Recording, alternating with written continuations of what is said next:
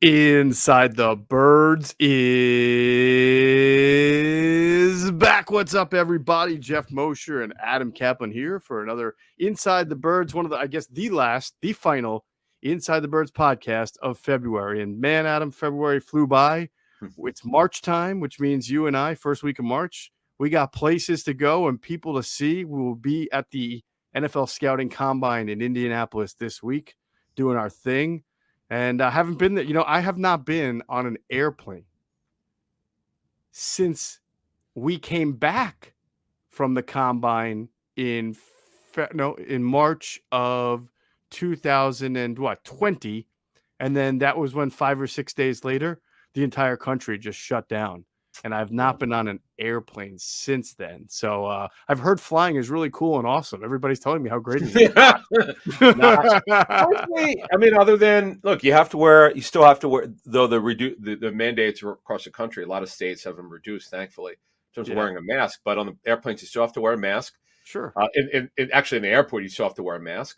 Right. But I'm just used to it. I flew, the summer to training camps. I just flew out west to Las Vegas for a gaming conference, and also to Radio Row, the Super Bowl. So yeah, it's just hey, it is what it is. But yeah, that part's not my concern. Apparently, over the last 2 years, people have gone bat bleep crazy on airplanes. So I saw that. Yeah. That I mean, it's like every week. Well, thankfully it hasn't happened to me, and you see one occasionally, but so you leave later today. So yeah, so as you said, you'll be on that plane, and of course it's a short flight. It's like about an hour and a half, and it's even shorter on the way back, nonstop, which is great. Yep. It's crazy. So some people, depending where you are in the country, cannot get to Indy nonstop. Really? It's ridiculous. It's hard to get to nonstop. I know that's kind of surprising because they're next to Chicago. They're a pretty big heartland city,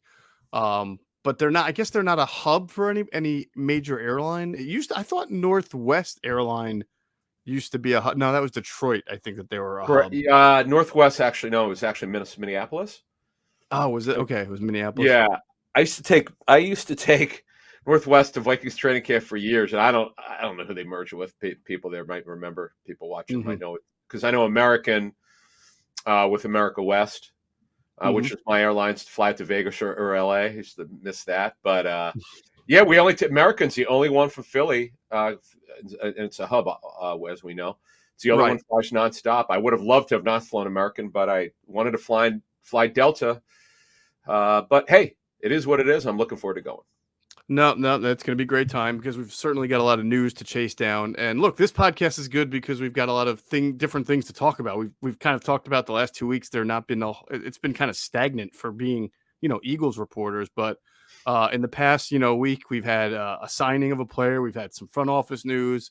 We had some really good guests on, including Rick Spielman again, to talk about the NFL Scouting Combine and not just about the Combine. Rick was really good about talking about the future of the Combine, how it's changed, how people like him, or what he used to be a GM, how they view the Combine.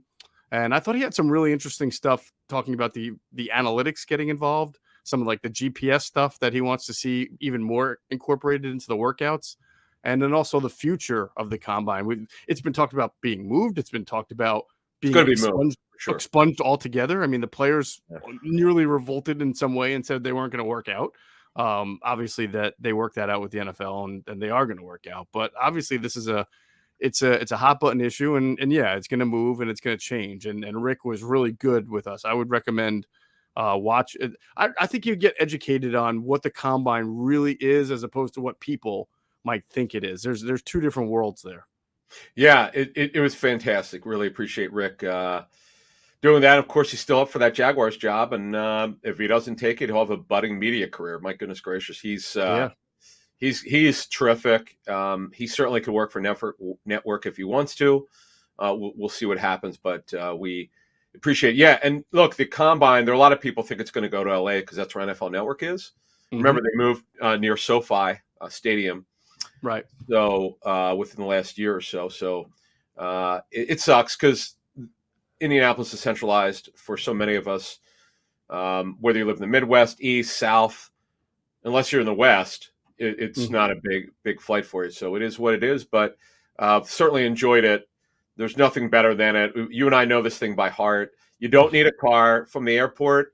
In fact, I've never rented a car there, but I used to take a cab. Hell with a cab now. I take Uber or Lyft anywhere. The new thing for me is, I was late to Uber and Lyft. I wasn't sure about it. I mean, I take it anytime I travel now. I don't rent a car anymore unless I have to. I'm not going to rent a car. All right, let me ask you this, because you say you're late to Uber and Lyft, and you're looking at someone, and yes, you are looking at me virtually.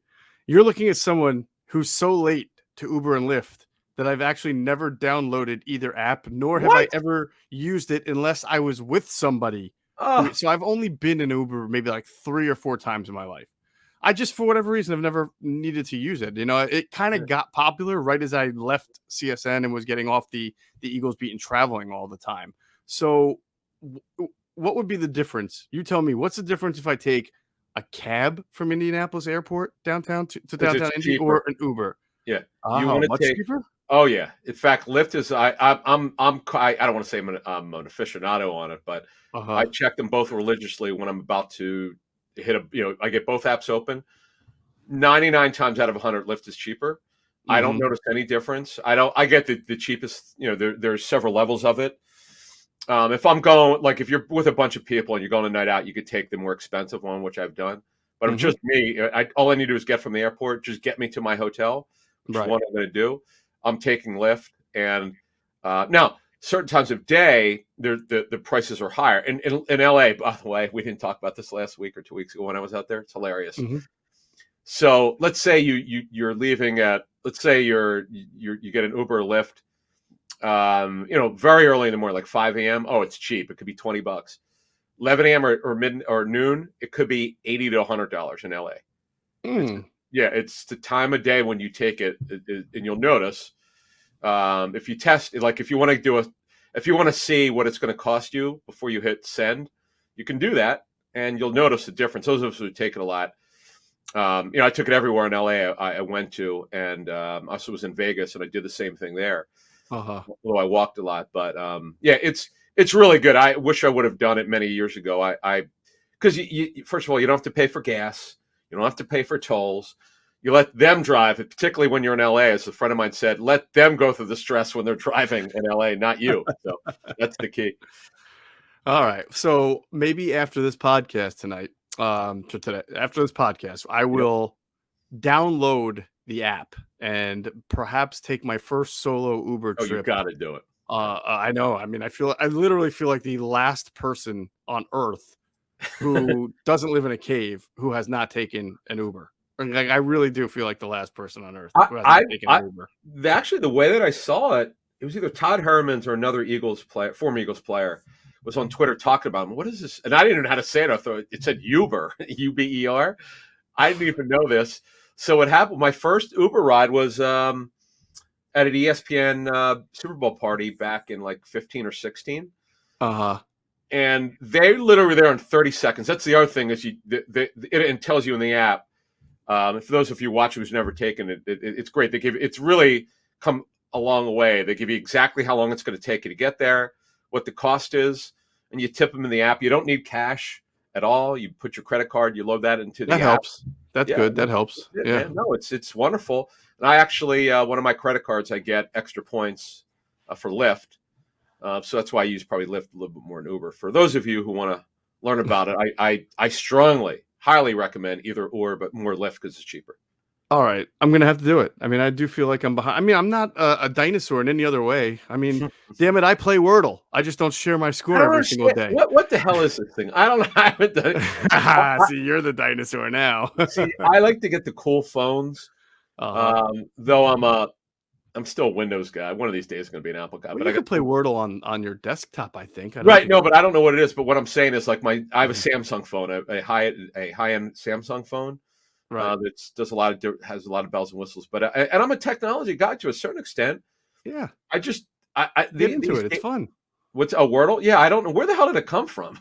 A guy invented it. His last name was Wardle. But why did it all start the last couple of months? I mean, people who I barely know who never post on Facebook are just they're putting their whatever, their game score, whatever the hell it is. I'm like, You what know what? what? It's the perfect 2022 type of internet-based game because it's quick, it's efficient, it's simple, and unlike other games that you get addicted to, like remember when Scrabble came out on the Yeah, app or Wheel of yeah, Fortune, and you're like playing it like all day long, and then you're waking up and like, oh my god, I just wasted like a I do third of my backgammon. day playing Yeah, Wheel of Fortune. What's wrong with me?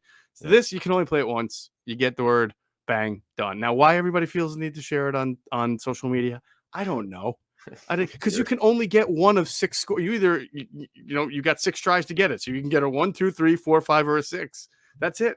And there's no like winner, right? There's no one person who's going to do better than anybody else unless you get it in one and nobody else in the world does. So there's no like hierarchy to it. It's just a game. So I'm not quite sure why everybody feels the need to share it. But it's fun. You should do it. You are now one of the last people on earth I know that don't I live don't, in a cave and I or has won't never be. done a Wordle. I won't be. Yeah, I have no interest in it. All right, listen, here's what's really interesting about this trip to the combine for me in particular. So I'll flying in tonight, Monday night, and coming back Thursday, which means Monday, Tuesday, and Wednesday, I'll be in the hotel, right? I just got back from a weekend trip. I left Thursday night. I'll tell you about it in a second. So from Thursday night till last Thursday night until next for a full week, I'm gonna sleep in my bed once Wow. in my house once. So yeah, we went away for the weekend to a place called Woodlock Resort. It's up in the Pocono Mountains, like high up in the Pocono Mountains. Hmm. And when I tell you, like, I mean, a lot of people from Pennsylvania area or Jersey have been to the Pocono, like some of the other resorts in the area, right? But this one, Woodlock, is so high up in the Pocono Mountains, you're actually probably walk the New York borderline there, Hmm. like the upstate New York borderline area. So it was an unbelievable place. Now to get there, you really have to. We left at night. You have to drive through the mountains like you've never driven through the mountains before. And there Oh. were some parts where I'm like, I'm not sure if there's really a destination here, but there was. It's an incredible resort. Um, Here's the thing about this place. There's a beautiful lake, and I can't pronounce the name of the lake because there's like 5 E's in the name of the lake, and 3 of them are all together, like E, Winifasaki? Yeah. yeah, something like that. Like, and they have these beautiful kind of like lodges built around the lake.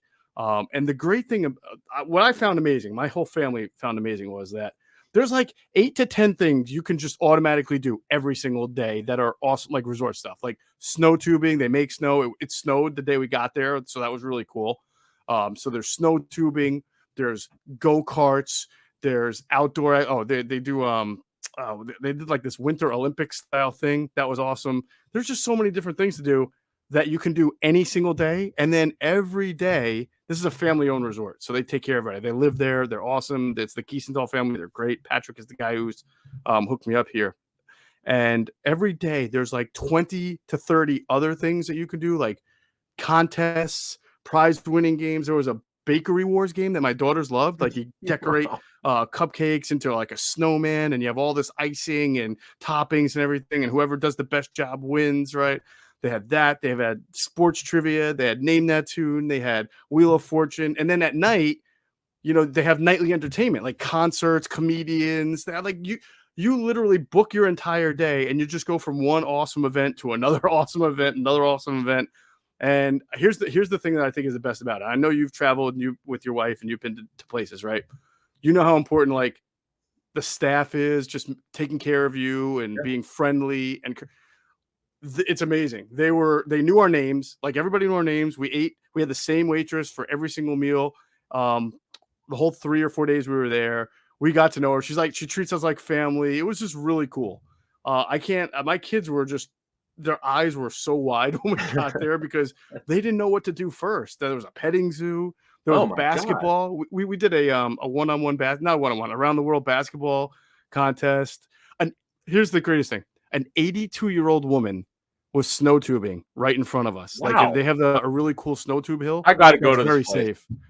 82, Adam. She was Wow. 82 years old. She Wow. went down the snow tube hill. Her name Wow. was Nana. Shout out to Nana. I don't know if she or anybody in her family listened to I'm the thinking that. podcast. I hope they do. But it was just an amazing place. I've never been to a resort where like they don't just take for granted that you're there and you're going to like enjoy the activities that are already built in. They built an entire curriculum every day, full of things to do. And the entertainment people actually work there. It's not like they're outsourced. They just they're there. They must live in the area. They come and they're fantastic. Like it was an unbelievable time. And the food was really good. I should say that. You know how you go to a resort, there's like 500 people there. You're all eating kind of like the same meal, so that it's like pre-made. No, the food was really, really good. So I if you got kids, and this, even if you don't, if you just like to relax, you could totally do that. You don't have to sign up for anything. You can be like, do whatever you want. Go hiking, go fishing in the summer, water sports. So I really enjoyed it. We're definitely going to go back in the summer when it's warm and do everything that's like lake related, like the boating, canoeing, fishing, whatever, outdoor basketball and things like that. But man, I just we were blown away. We were blown away. And Patrick, big thanks to him. Yeah, Woodlock. Okay. Woodlock Pines. It's cool. They're on their website. It's called Woodlock Resort, but like I'm wearing the sweatshirt here. It says Woodlock Pines on it. So they're Woodlock Pines. It's up in the Poconos, man. It's great. Yeah, the snow tubing. Do you like snow tubing? Have you been snow tubing? I've never done it. No, I skied in high school a lot. The big thing is we would go like Big Boulder. For those of you who are from PA, yeah, that was like the big thing on Saturdays, like a ski trip. Love that. I haven't been skiing in 30 years. I love it. No. One thing before we move on here. So the basketball. So what they had obviously they had an indoor court. Like what is? They have an indoor court, whole gymnasium and everything. Wow. And they do contests there. Like they do a knockout contest. They did an around the world contest. They do games. Nice. Oh, by the way, sports trivia I signed up for. Yeah. See, here's the problem with sports trivia. All right. For most of us, like you and me, like I know you like some other sports, but we're like sports fans. Most tend to be 4 for 4 people, right? Like basketball, baseball, football, hockey, right? Well, not me, hockey. Yeah, other than Caps, I'm a Caps fan. I agree with you. I'm 3 or 4, but amazingly in the hockey, I knew enough that my team that I was on, we got all 5 questions right in hockey. Really? After the first 4 levels, after we did football, basketball, baseball, hockey, our team was in second place, just narrow behind first, and we were killing it. And it was the type of game where the more points you get, the more you can wager to up your, like, so if I bet 50 points on this question. If I get it right, I get 100, 2-1, you know? So that's how you increase your point total.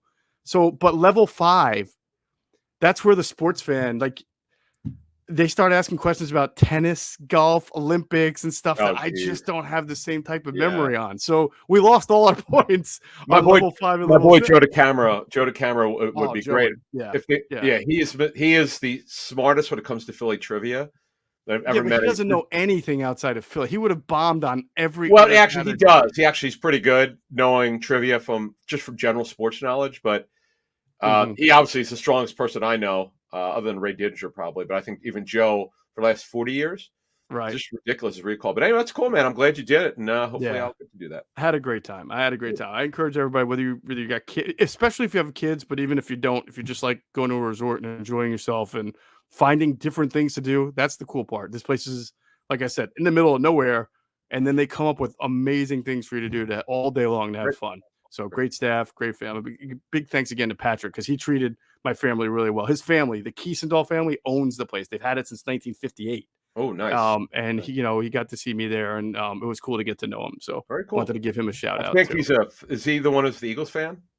He's a Eagles season ticket holder. Ah, nice. You want to hear a crazy thing? He sits next to at Eagles games my old guy who used to be my neighbor. Like where I live right now. Yeah, like small world. Yeah. He just happens to sit next, and they're friends. So that it was like a weird 3-way connection there. It's funny. The agent, Gerald Colton, used to, when I had season tickets in the 90s before I sold the SBL and the whole thing, he sat, I think, 2 rows in front of me for decades. Yeah, it's weird. Really? Yeah. Who had Jari Evans, yeah. Yeah, that's right. Yeah. And David Akers, right? You said that. Yes, Akers. Yeah, correct. You're right. Akers and Jari Evans he also had Al Wallace, another former Eagle. How about that? And Boomer Esiason. Nice. So anyway, shout out to Patrick. Shout out to Woodlock Resort. It's an amazing. Check it out. I even got this really cool sweatshirt. I like it. So, all right, let's get on. So, did we talk about? All right. So Trey Thomas is still doing his YouTube shows with us. This one that's going to drop this week is going to be dedicated and focused on the left side, on Mailata and Landon Dickerson and the improvements that they've made throughout the season as young kind of cornerstone offensive lineman for this team. I thought his last one was brilliant on the defense, on the pass rush. I mean, it's certainly, as we talked about, the problem with the Eagles was way more coverage than it was pass rush last year in defense.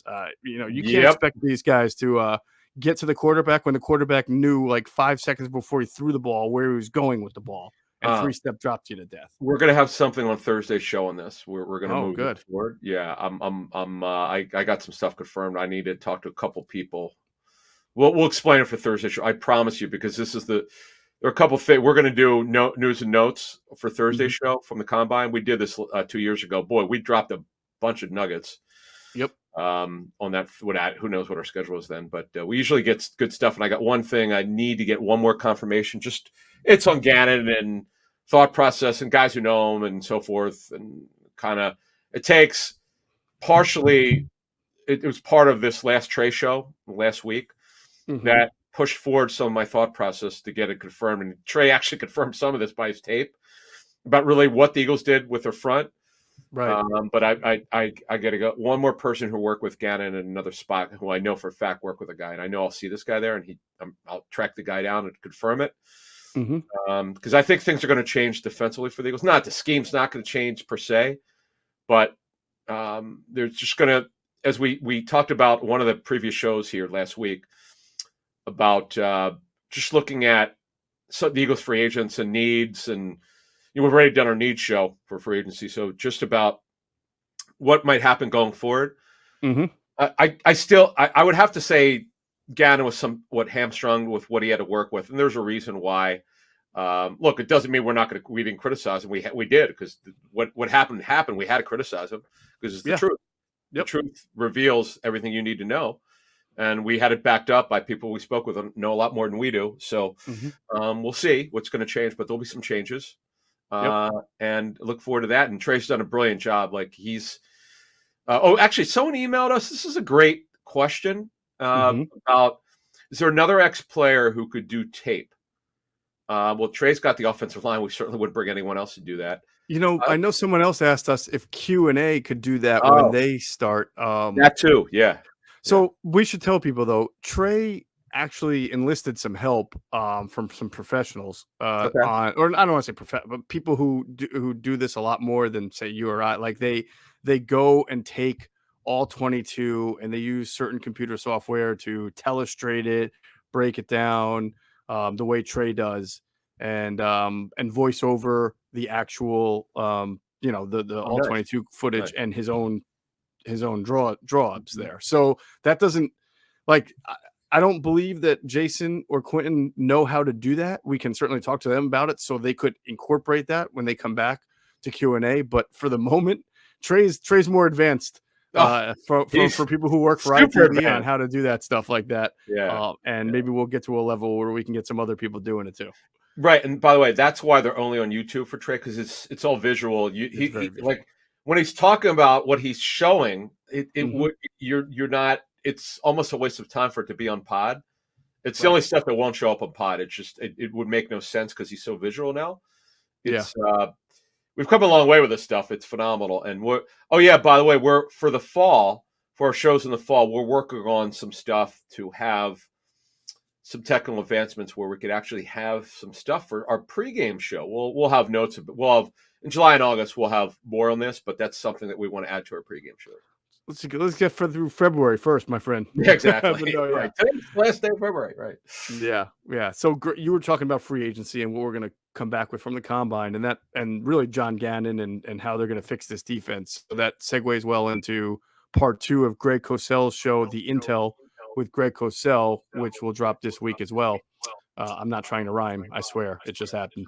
But that's gonna come out this week, and we're gonna focus on Wednesday morning corners and safety, basically the secondary defensive backs, which is yet again the biggest area in need of addressing for the Philadelphia Eagles this offseason, whether it's set number 2 corner or pick a safety, any safety. we got we got to figure that part out, and Greg's going to help us. So we threw a bunch of names at him. He's watched some tape. We're going to go through it. We're going to talk about philosophies like we did with wide receiver and linebacker, and then we're going to talk about guys who might fit the scheme that the Eagles can target. It's funny. He comes on our fantasy show every Friday, and we don't even send him any names. We just John Hanson and I just go into, okay, what does this look like? What does that guy look like? And he doesn't know we're gonna like. He can't go to his notes fast enough. There's no way because we're hitting him up. He doesn't know what's coming. Mm-hmm. So it's funny. We sent him lists for this show for Wednesday. We probably don't need to do it, Mm-hmm. but because again, it's pro tape. He's the only person who works the National Football League that I know of.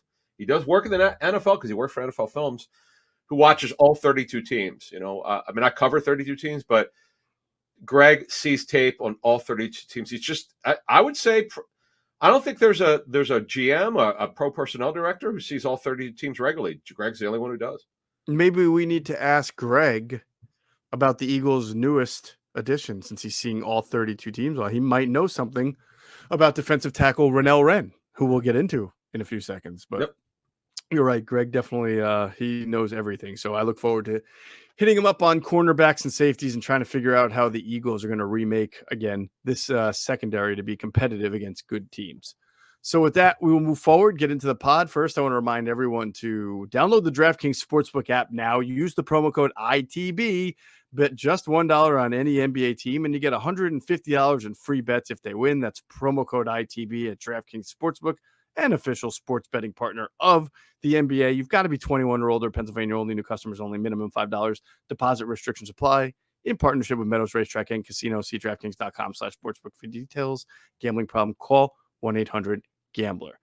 All right, let's talk about this transaction here. The Eagles signing former Bengals 4th-round pick out of Arizona State, Rennell Wren. They signed him, so he's on their 53. This is not a it's not a futures deal, right? It seems like, No, yeah. stunning. It was when I say stunning, almost every move teams are signing now is to their 90-man called reserve/future contract. That's the term that's turned into league, not futures, as some people call it. It's actually future is the correct term. It's just kind of weird. I don't know. What I'm guessing is the agent had a little bit of leverage. Maybe he had another team. Mm-hmm. So on him. So basically, this counts against the 53 right now. The signing was official on Friday. The paperwork was turned in. So here he is. He's a 43 D tackle. That's what the Bengals use now. He could also play because, as you know, the Eagles will play reduced front. They'll do 34. They also do a wide front. But if they place him 34, he can actually play in a 34, which is really an inside player anyway. Mm-hmm. He was barely played. He got hurt. He's been on IR twice out of the 3 years he was there.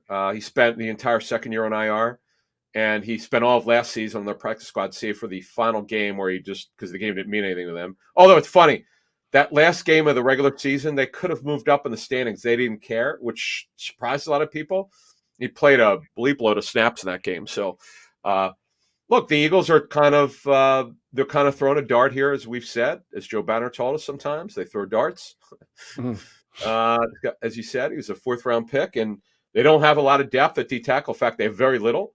They need to figure out kind of what their rotation is going to be. They've got a real opening for a 4th D tackle. They don't know who their 4th tackle is going to be. It's completely wide open. And yeah, why not? Yeah, I mean, you imagine it'll be a fight for him to make the team, but obviously, as you mentioned, they signed him to the 53, not a future. So we'll see what happens with Hassan Ridgeway, who is a free agent, correct? Yep. Yeah. I would be shocked if he's back. I mean, I would be as well. So, well, it wouldn't shock me if he was back, but maybe like in 2 months if he couldn't get a job and they just signed him to some kind of May, June type 1-year deal. Yeah, I just. But that would just be to compete. Yeah. Surprise, would be a better term. But we've seen enough. He just didn't have the kind of year that they needed him to have. And there's such an opportunity. This roster's got so much opportunity, particularly on defense, for someone to push for a job who you may not be talking about. Cornerback, obviously. D tackle, yes, they need a 4th D tackle in the worst way. Someone who could get in the rotation. Tui Peloto would be great if he could do it. Yep. Marvin Wilson signed to their offseason roster. And then at the end, there's a tremendous amount of opportunity. Linebacker, there's always an opportunity. There's never not been an opportunity. Safety, as you said, there's several opportunities. So, yeah, undrafted free agents in May. Yeah, those guys would have an opportunity on defense.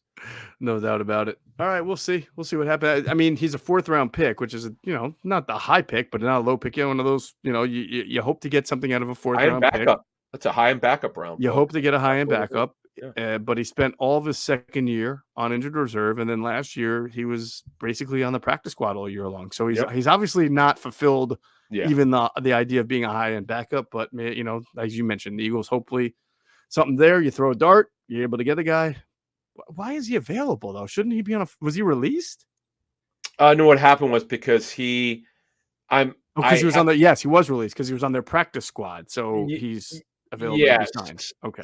So right. So what happened was, he was on their practice squad, and then they decided that he would not come back. Yeah. Well, think about that though. He played his rookie year. Yep. I don't know how much, or probably not very well. Then his second year, he's on IR. So he goes into camp last year, his 3rd year, and he didn't make the team. He was cut and then re-signed to the practice squad. It's pretty rare for a 4th-round pick. I mean, let's see. Is it rare? Well, I mean, the fact that he missed all of his second year, it must have been a pretty disappointing first year for them. Well, not only that, he went on IR late in his first year, spent his entire second year on IR. And then he was cut before the cut down to 53 last year. Wow. And then he passed through waivers. How the hell was he not claimed? Wow, a 4th-round pick, man. Yeah, that's what I'm saying. That they fell out of love with him very fast. Well, his preseason tape obviously was not very good. It's a fair point. It's not good, but that's a Mac Hollins like fall from grace for the team. You know what? I wonder. Well, Mac Hollins actually did it. I wouldn't say that because Mac Hollins actually contributed to the 17 team quite a bit. Then it went like that. Yeah, that's true. That's why I said it was a fall from grace because remember he went 7 games without a target. No, but really hard. No, but Wren never has done anything where Mac Hollins contributed in a big way in 17s or specials, and he also had big catches. This kid's never contributed anything, which makes me wonder. We're going to check on this. In fact, we'll try to figure this out this week. Did the Bengals reach for him? He's just under 6'5", 315. As I said, positional versatility. It really makes you wonder. Did they reach, and did he have a much lower grade? Did other teams have a much lower grade on him? Because, man, as you said, he didn't do anything for this team. The guy was a 4th-round pick. Man, that's surprising. Surprising. All right, maybe Donnell Pumphrey would have been a better he never did anything. And he spent his first year on IR as well. Well, I mean, they put him on IR, right? Torn hamstring or something after.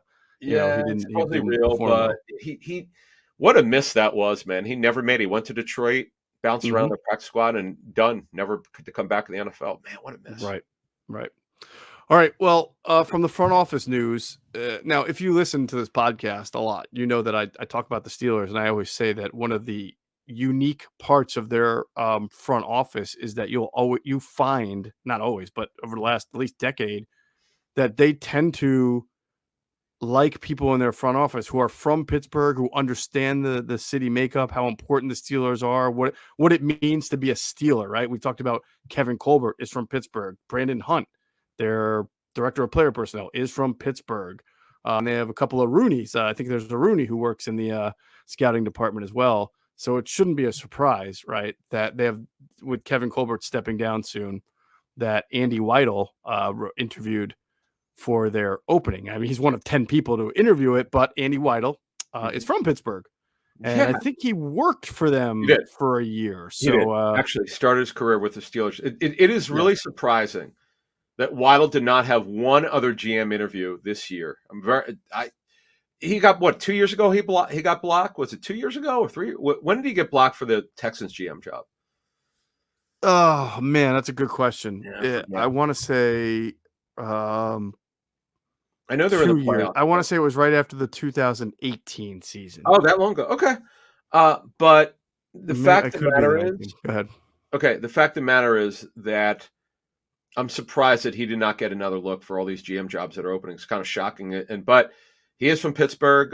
Louis Riddick, who I work with at ESPN, former Eagles pro personnel director. Riddick interviewed for the job as well. He went to Pitt. He's from Quakertown, PA.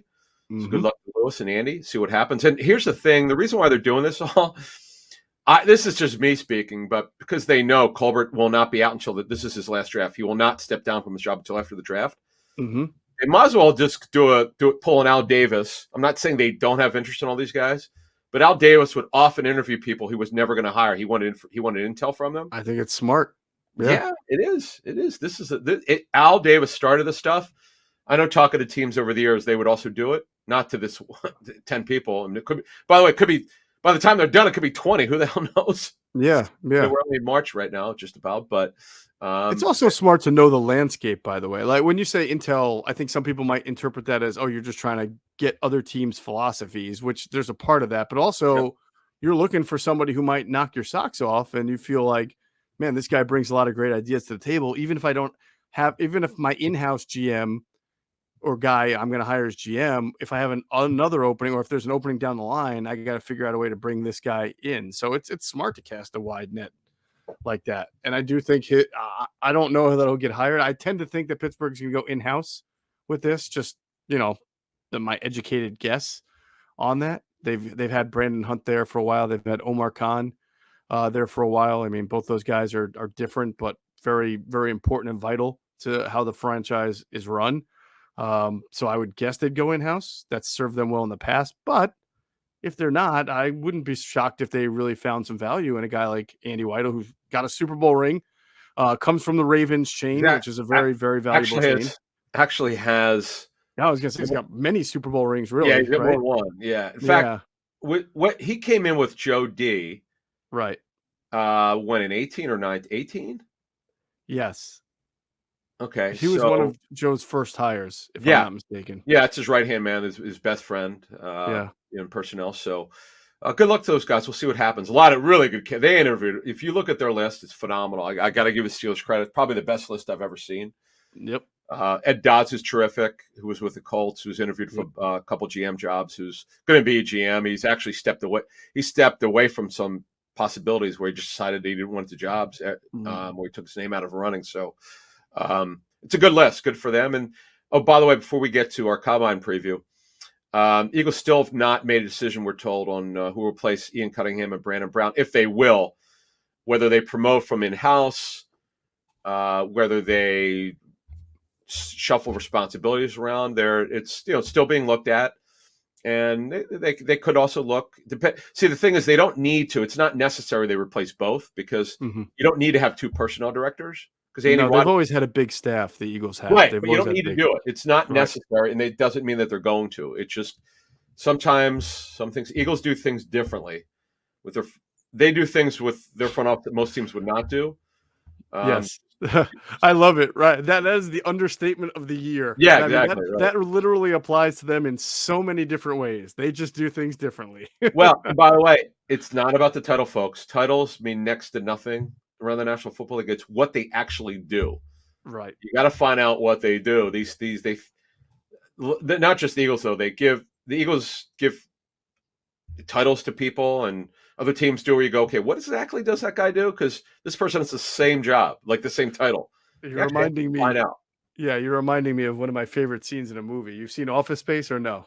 I have only once. I'm not you know me with Fletch and Caddyshack. Right. Well, Office Space is sort of like that cult comedy where the lines are like the third or fourth time you watch it. I don't know it like most people do. It's like I wish I did, but one of these days maybe.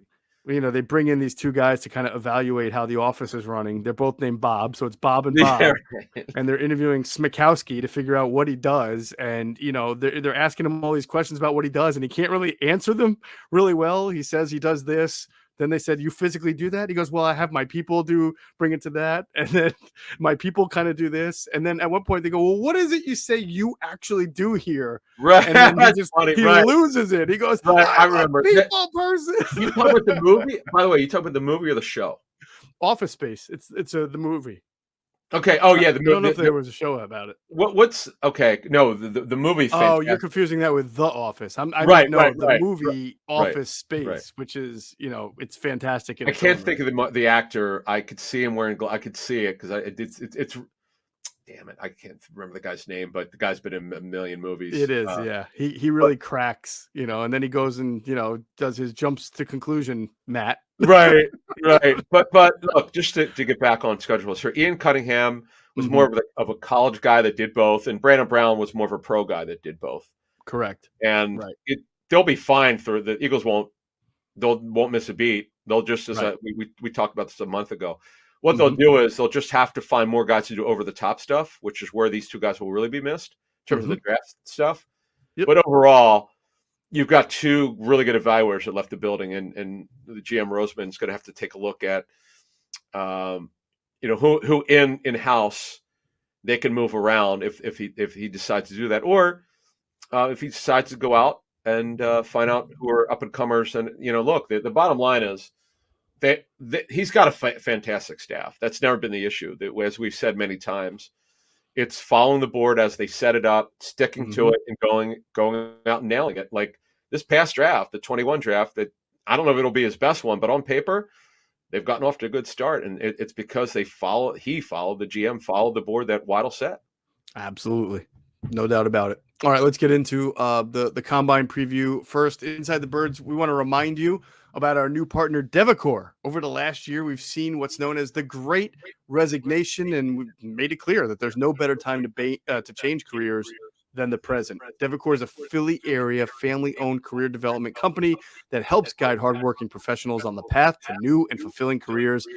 Unlike the big companies in career development space that offer that same cookie-cutter career advice, Devacor's certified career development team is hands-on, passionate, knowledgeable. They take pride in working closely with their clients to ensure that their experience is personalized and tailored to their needs. So whether you need a new resume, a cover letter, a CV, or you want to optimize your LinkedIn profile, or if you just want to work with a career coach, Devacor has you covered in all spaces. So go to devacor.com/birds to schedule a free 15-minute career coaching consultation and to receive an exclusive 15% discount off your next order.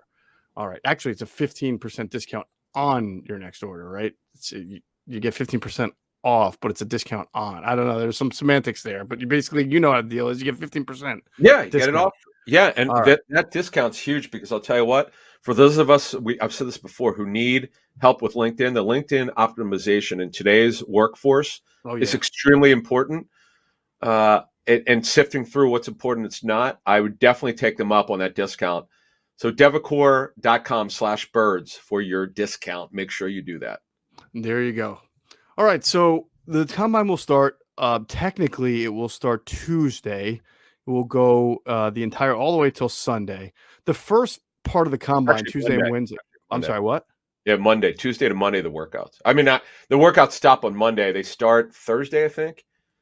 Oh, they stopped Monday? For some reason, I thought they stopped Sunday, but you're right. No, Monday. They always, in fact, I thought they did. And then I noticed, that's why I stayed through Sunday. I noticed agents would stay on Monday because it's like whatever the last positions are. That's right. Yeah. That's right. Yeah. So they stay. But the workouts don't start till Thursday, but the interviews, the player interviews start on Tuesday. That's why a lot of teams get there later today. That is correct. So that'll be big. And also, now the news is going every year, something happens on the first day of the Combine, first day or two, where like some player, sometimes it's not even that important of a player, but all of a sudden he's on the trade block and it's huge. I remember a couple of years ago, it was John Ross, Cincinnati Bengals, first day of the Combine. It was big news. Bengals are putting him up on the trade block. It was only like a year or two into and his they shot it down, by the way. Yeah, and he never even got traded, right? They actually shot it down. Oh, they shot it down? Actually talked to them because I knew the Eagles in the past, amongst other teams, had interest in him. Yes. He had such a big injury history. Incredibly fast, but it was severely overdrafted by the Bengals. Right. I remember talking to a pretty good Bengals source. He said, no, we're not. He goes, we've gotten calls where he goes, you know us, we don't make a lot of trades. He goes, if anything would happen with John, and I remember this guy saying it would happen closer towards the draft, and they weren't. I feel pretty strong they weren't shopping him. Right. But fact of the matter is, that was top? I think was it 9th pick overall? Yeah, 9th pick overall. Yep. Ridiculous. In the 17 draft, I think. Yeah. He went really high. His medical grade with teams was so low. I could not believe what the Bengals did there. Yep. Just like, oh, Speed, man. It'll get everybody. exactly. Bites everybody at one point in time, Ask but it the certainly Eagles did for about them. Deshaun. Yeah, same thing. Yeah. Can't get away from it. Right. So the point is, Tuesday, sometime Tuesday afternoon or evening, don't be shocked if something big hits the NFL news cycle, because that's just the nature of the combine and what goes on there. So Tuesday, and Wednesday also will be the head coach and GM interviews, These and are great. the Eagles. What's that? These are great. These are Yeah, fantastic. they're awesome. Now they're doing them differently now. I feel like they're putting more. They've got 3 podiums and 3 interviews going on at one time. I They hate didn't it. always That's do what I that. hate. I hate that, because then you have to, there's like a couple of guys speaking at one time I that I know. would love to be able to go get to. But Exactly. you know, Exactly. I'm sure that was requested by the head coaches and the GMs. Like, hey man, we're giving you a lot of time here. Let's speed this thing up. Well, it's funny. A bunch of us complained, and they said, "Listen, if you want to get all these guys in, if you want to have access to them, this is the only way you can get them all done." Right. So it's Tuesday and Wednesday only, and GMs and head coaches, most, not all teams. The Patriots haven't spoken in years. Mm-hmm. Since Belichick had his filibuster it was one time I'm not joking. He spoke for 15 minutes without taking questions. Just someone asked him a question, and he got on a tangent. And I remember someone transcribed it because it was so crazy before the transcript was ready. Because they were just so blown away. They put it on Twitter. We were all laughing. Belichick gets like that, but he holds a grudge against the NFL. It was well before all the Spygate, all the issues that he had with the NFL. Something happened in the early 2000s, so he just doesn't participate. And rarely at the owners meetings. But the great thing is, like, I remember, we'll leave this. We'll give you a little Eagles thing, slant. So one year, it was when I'd reported that Kelsey was available, and I asked the GM Roseman. I said, "Hey, on the record." He didn't really deny it. He just spoke glowingly of Kelsey. This is in 16, maybe 15 or 16. I think 16. And Kelsey knew about it because he actually talked about it. If you remember that more than one clip. Mm-hmm. But no, it's a great thing for reporters. I mean, I have every contract issue. I have a file, an Excel file, so I'm going to be asking GMs. Mm-hmm. Hey, what's this? When this guy's roster bonus converts on this date? Well, where are you at on that? Right. I remember I asked Thomas Dimitroff this when he was the GM, and no one knew about it. And I said, "Hey, is this true that it's due this?" He goes, "Yeah, if he said something like, right now we're leaning towards not picking it up, like not keeping him on the roster, so the guy would earn it." Mm-hmm. And I didn't know he'd answer it, but he did. I figured I got to ask. It's my job. I'm very curious about that stuff because whatever player it was many years ago was a player teams would be interested in. I usually don't ask about nondescript players, so it's really important to have that information because, as you said, not just big news. It's roster decisions. It's the Packers with Rodgers, and they're going through a ton of restructures. Mm-hmm. And the Eagles here, they're in great cap shape. In fact, they have very few roster bonus or base conversions that are going to hit.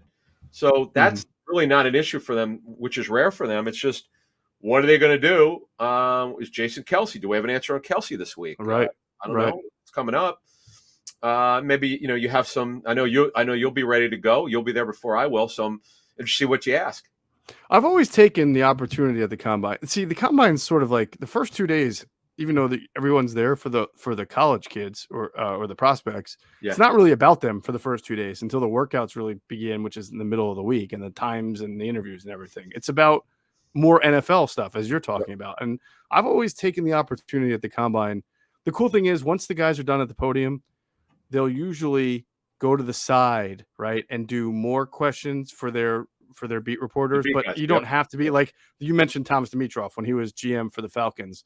He would do his podium 15 minutes, then he would get off the podium, and then some Atlanta area reporters would follow him, ask more questions. But anybody could get into the pack, and I always took that opportunity to talk to GMs and coaches specifically about, like, trying to pick their brain about what they think about scheme trends. If there were GMs about how they draft, what they draft, and that's how I learned, really. And I would always try to go to like the Steelers or even like teams that were renowned for being excellent organizations and get as much information as I could on how they go about things, because I think for one thing, when you're a reporter that covers a specific team, like when you're Eagles, Patriots, whatever, you only see it one way. And sometimes it's easy to fall into a trap of just believing everything that the team says is right because they say it, you know?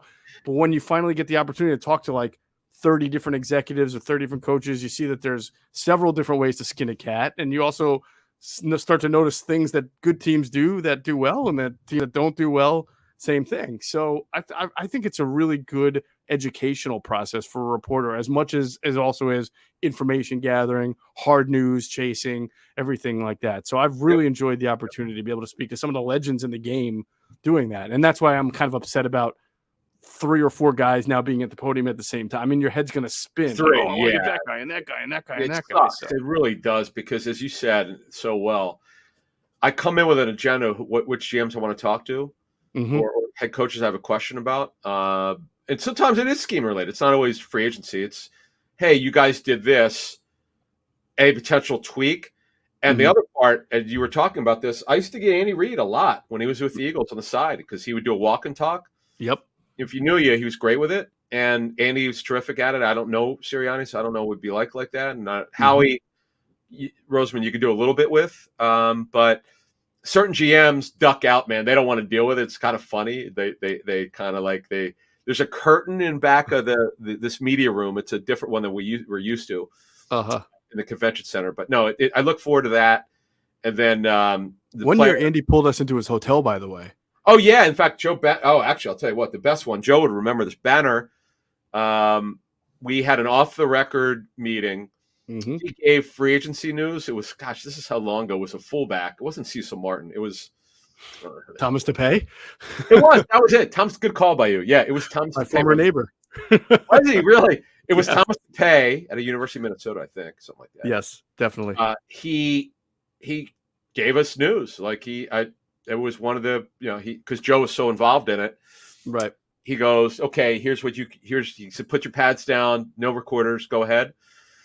And it goes, yeah, we're not bringing him back. And I was like, wow, this is great. He was great. He actually, very few things he wouldn't answer. It was pretty good.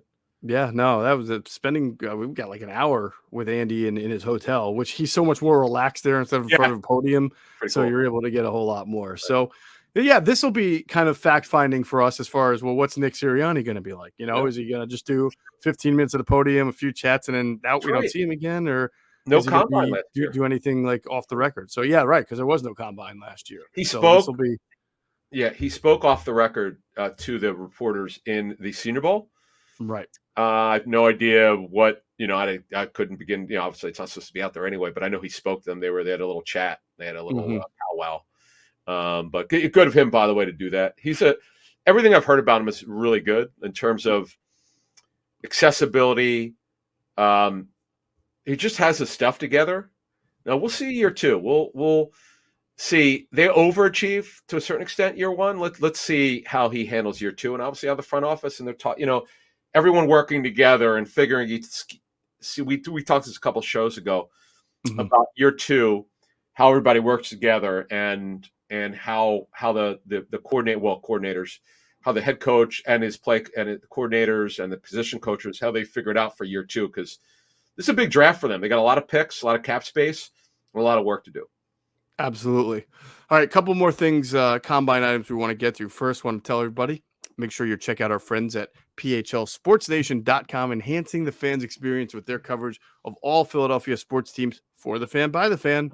That is their motto. So make sure you check out all their great coverage and content at phlsportsnation.com. You can also find them on Twitter at phlsportsnation. Let's pause real quick for another word from our great sponsors, including our friends at Sky Motor Cars.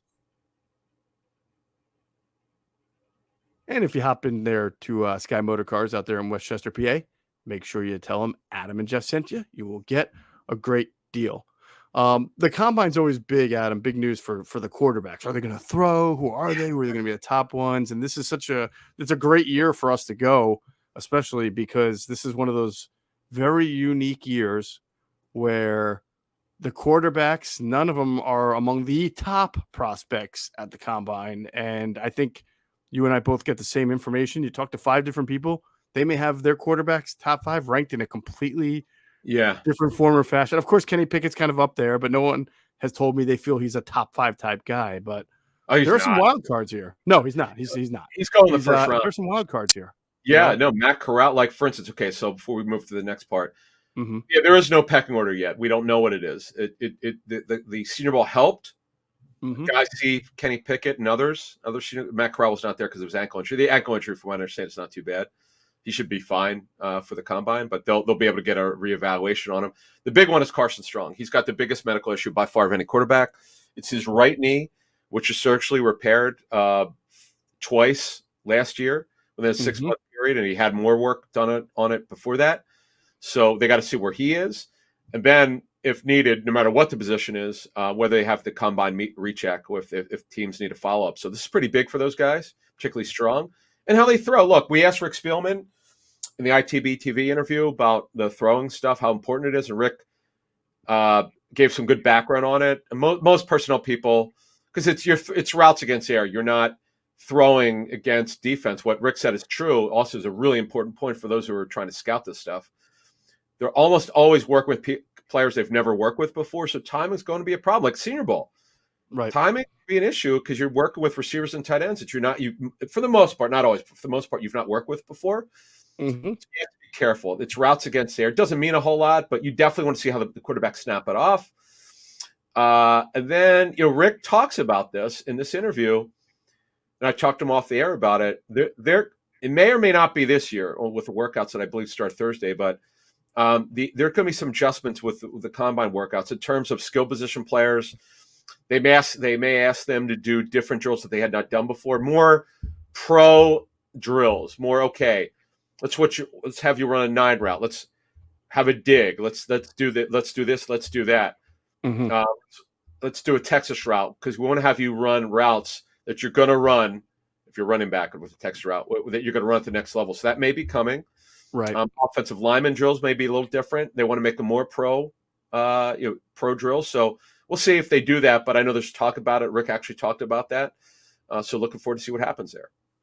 He also mentioned that some of the workout, sort of the like the weightlifting, things like that, you saw it start to change at the Senior Bowl, where it wasn't like a beauty pageant where they just put a guy up in front of the entire audience and then weigh him and then show the hand size and all the measurements. They're not trying to objectify the guys any more than they already do. So some of that stuff, it'll probably still be televised like the bench press, but it may not be, in the same way that you've seen it before. We'll have to see what changes that they make. I thought that was interesting.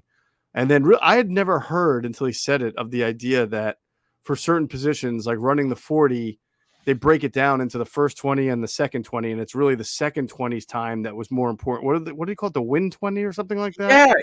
Yeah, I'm glad you mentioned that. That was really interesting. I'd never heard that before. He said the second part of the 20, because usually the 10, then the 20, then the 40.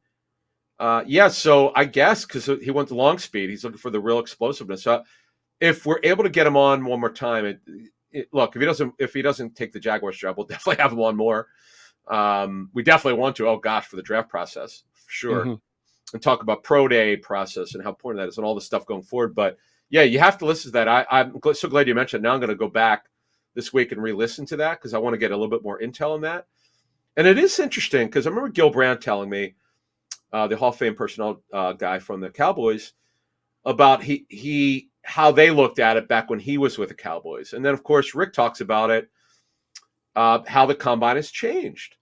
Because Rick what did he say? He went to the first, I guess he said the first one when he was at it, 93, did he say? I think that's what he said, yeah. Yeah, so my first was 02. When was your first combine to go? What was the year Joe Flacco was drafted? Flacco was 08. Okay. Yeah. Okay. Yeah. Very good. Sat next to him on the airplane flight to the combine and back from the combine. Wow. How about this one? Probably regretted both of those flights. Yeah. I flew with Kevin O'Connell, the new Vikings head coach. Oh, nice. To the combine, whatever year he came out. I think it was 07 or 08 when Brian Hoyer's year. Brian Hoyer beat him out to be Brady's backup. But man, it's unbelievable. These guys are head coaches now. I mean, I know. 35 years old. Wow. Yeah, it is unbelievable. It's unbelievable. Washington never won anything, and they had all those guys, right? McVay. They had McVay. They had Zach Taylor, right? Yep. Guy from the Bengals. They had Kyle Shanahan. Wait, did Zach Taylor work for Washington? Didn't he? I thought he I was don't like know. the one of their position I coaches. don't think so, but Well, they had definitely had McVay. They definitely had Shanahan, and they had O'Connell, right? oh yeah, oh for sure. Yep. Yeah, so that's 3 right there. I thought Zach It's Taylor actually was on deeper, believe me. Yeah, the list is someone put out on Twitter. It's actually pretty amazing. Yeah. But there's a lot that goes into Washington's failures, man. We don't have of 5 course. hours. Of course. I think people already know anywhere where it starts. Yeah, I mean, yeah, we'll see what happens with the allegations against Washington, and the owner. Anyway, by the way, is there a certain guy you're really looking forward to see, a college prospect that you're looking forward to seeing a workout for? I'm glad you mentioned that. Actually, I get into the workouts, the quarterback workouts. They let about 12 to 15 of us from national media go to watch the workouts, and I usually just go to the quarterback workouts. Right. It is cool. They put us in a super box around the 40 or 50 yard line midway up. And it's actually it is cool. You could also with them, you could watch the 40s being run, not just by quarterbacks, could be receivers or running backs. And it is cool. It is actually good to watch the quarterbacks throw the football, to see, because I don't get to watch these guys live other than television. And I'll watch some coaching tape, but Rick, we'll ask Spielman about this, because I heard him talk about this on the Bucky Brooks and Dan Jeremiah podcast. There is nothing like watching these quarterbacks throw live in person. Tape is one thing, live is another thing, man. And the other thing, folks, for the amateur draftniks out there, like all of us, there is nothing like going to a game and going standing on the field or the Senior Bowl. But I love watching the players warm up who are quarterbacks. The interaction, I heard Rick talk about this. I've talked to several personnel people over the years. It's always great to watch quarterbacks, their interaction with their players. You learn a lot from this stuff, by the way. Some of it turns out to be very damning when they're closed off and put their headphones on and don't talk to their teammates. Mm-hmm. I've been told to watch quarterbacks who don't interact. More often than not, these guys don't turn out to be good quarterbacks at the next level, because they don't connect with their players well. It's really interesting. I'd not known that until someone told me to do that, and yeah, it's interesting. But to watch these guys throw live is cool, even though it's routes on air, as we call it, ROA. Yeah. I do like to watch these guys throw. I am interested in Matt Corral a little bit, only because I feel of all the guys, he didn't get to go to the Senior Bowl because he's hurt, and he got hurt pretty early in that bowl game, if I'm not mistaken. So I feel like there's been less buzz around him because of that. He hasn't had an opportunity to showcase himself, but he's a pretty athletic kid, and he's got a good arm. Yep. I think he can stake his claim along anybody who's quarterback this year, that he's just as good at them at whatever, or has abilities that maybe some other guys don't have. So I'm kind of looking. I don't know where he's at in his recovery. We'll find out. So he should be fine by now. Yeah. So good. I'm looking forward to seeing him. And from a receiver, because we know that running the 40 and stuff is the big stuff. This kid from Arkansas, I'm sort of fascinated to see Traylon Burks. I mean, he's huge. He's what, 6'3", 220. And I did not watch a lot of Arkansas this year, so I didn't, it was not like I knew Traylon Burks was going to be a first round prospect. Same thing with Drake London. I did not see a lot of USC or Pac-12 football. He is a big guy. I like Michael Pittman more. Yeah, I like Michael Pittman more. He's more explosive to me. Michael Pittman, not that anyone is Mike Evans, but Michael Pittman's much closer to Mike Evans than Drake London. That's interesting, because Pittman was a second round pick. Yep. Drake London's getting a lot of like upper first round. We'll see. We'll see from some people I've spoken to. So Cosell did not like him very much when he was on our fantasy show last week. Really? We asked him about him. Greg says he's a little bit finesse. And then the guys that I've talked to, just because they're from the same school, tell me that Michael Pittman's a better prospect. Now, it doesn't mean that London won't go higher. It's just beauty in the eye of the beholder. It only takes one player. One team. I've learned my lesson. 50 guys could slam a guy, but if only one team likes a player, it doesn't matter. And there you go. Understand? The Raiders love Cleveland Farrell a lot more than anybody else. I shouldn't just point out ones that miss. I mean, there are some times where that. They try to trade out for that one. No, but that's the point. And in fact, they didn't like him that high. That's the problem. Is they really didn't have him graded there. It's ridiculous. Yeah. 4th overall. That's the shame of that one. But if you look at and it's not, I don't want to pick on the Eagles here because we know what their issue has been with the draft over the years, but it's understanding the board, sticking by your grade, and understanding it. The biggest challenge is you're trying to be objective about a subjective process. What does that mean? You're trying to project 19, 20, 21, and 22-year-olds to the next level. It's so difficult because the college football is minor leagues. Major leagues is the NFL, and it's just so hard. Bill Polian said it forever. The best GMs are less than 50% in first-round picks because you're trying to get the best information. Even when you do, you still can get it wrong. It's just the way it is. The way it is the way it is. And we will talk about it more on our next podcast, which will be live from Indianapolis. Adam and I will be there and look forward to dropping whatever nuggets we can. That podcast will come out Thursday at 6 a.m. So make sure you catch that. The next Inside the Birds, and in between, Trey Thomas, Trey on the Tape, Greg Cosell, the Intel with Greg Cosell, and all sorts of stuff on InsideTheBirds.com as well. So that's going to do it for this edition of Inside the Birds, the leading podcast in Eagles Intel. Big thanks, as always, to our producer, Hunter Brody. You can check out his work on YouTube. His channel is called Sports Talk with Broads, and his website is broadsmedia.com. And as always, we thank you for flying with us inside the bird.